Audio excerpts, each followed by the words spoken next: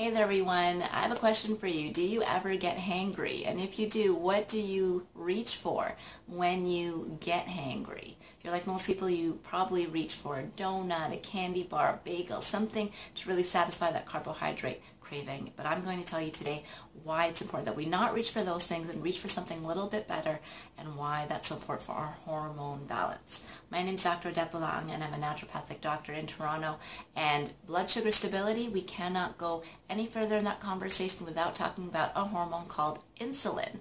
So insulin is a hormone that's made by our pancreas, and that's an organ that's found about here in the upper abdomen. And one of the jobs of the pancreas is to release a hormone called insulin, and it does that after we eat a meal. So when we eat something, or a meal or a snack, our blood sugars go higher, and insulin is released so that that sugar can be absorbed into our cells, because our cells will use that sugar to make energy for us so that we can get about and do our daily activities. So that's normally what happens, and then our blood sugar levels will return to normal, and that's great. Well, what happens if we eat something too sugary, like a donut or like that bagel, then what happens is that our blood sugars spike up too high too quickly, and that causes our insulin to be released too much, and to kind of compensate for that. And so what can happen there is that actually too much sugar can get absorbed into the cell, which makes our sugar levels in the blood actually drop down sometimes way too low. Then you've probably sometimes when you eat something sugary or eat something and you're hungry right after, you're like, didn't I just eat something? Why am I so hungry? I just ate.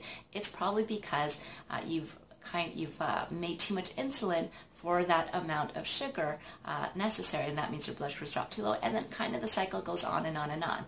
So once in a while, once a month or so, that's not going to cause too much of a problem. But if this is happening every day to you for months and months and years, unfortunately, years of this can really lead to something called insulin resistance, which is when our cells just no longer respond the same way to insulin. So our pancreas has to make more and more and more insulin to get that same amount of sugar into the cells.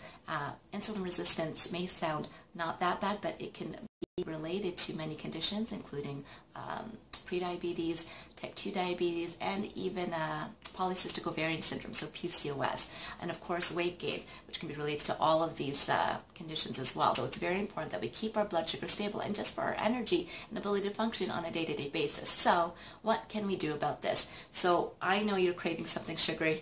So instead, maybe we can reach for a fruit, but we don't want to just eat that fruit on its own, because again, that would just spike up our blood sugar. So what we want to do is combine that fruit with some kind of healthy fat or protein. So I usually like to dip my fruit. So if I have apples, I usually want to dip them in some almond butter or some peanut butter.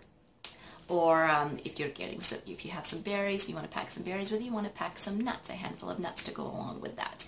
If you must have that bagel, you're out and about, maybe you eat only half the bagel, and you definitely get it with some peanut butter or some cream cheese even would be a better choice. Or better yet, maybe you can grab and plan ahead of time, and maybe you can pack some hard-boiled eggs as quick and easy snacks. In all of these cases, we have some protein or healthy fat that really help to keep your blood sugar stable. So it gives you that ability to have a little bit of sugar in your blood, but keeps it maintained and released slower so that the insulin doesn't overshoot it. And then another thing that you can do to actually prevent that hangriness is to maybe eat a little bit sooner, right? I know sometimes when I get busy at clinic, I definitely don't eat for hours and hours on end. It's not good, so I really have to be good about packing my snacks throughout the day with me so that I can eat them every single chance I get during my breaks. Okay, so I really want you to try to plan ahead and do the same so that we prevent the hangriness, prevent the blood sugar instability, and really help to balance our hormones. And we might think that insulin is not a big deal, but as I said, it can relate to all of these conditions and really set the stage for other hormonal imbalances. So next week I'm going to be talking about another hormone that can be related to blood sugar imbalance. It also is more related to the stress response, which is what we really know it for. So stay tuned there, and I will explain more next week. Have a great day.